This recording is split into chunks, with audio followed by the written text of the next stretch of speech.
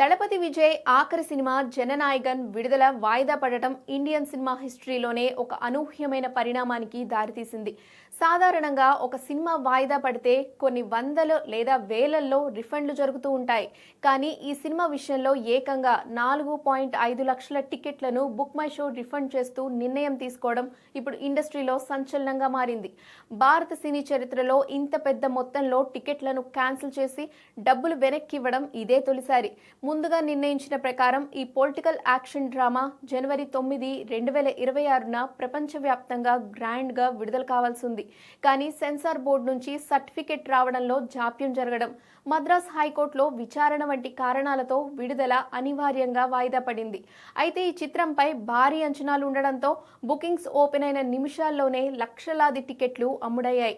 కానీ సినిమా వాయిదా పడడంతో ప్రేక్షకుల నుంచి వచ్చిన ఒత్తిడిని దృష్టిలో పెట్టుకొని బుక్ మై షో మరియు డిస్ట్రిబ్యూటర్లు ఒక కీలక నిర్ణయం తీసుకున్నారు. సుమారు 4.5 లక్షల టికెట్లకు సంబంధించిన మొత్తాన్ని నేరుగా వినియోగదారుల ఖాతాల్లోకి జమ చేయాలని నిర్ణయించారు.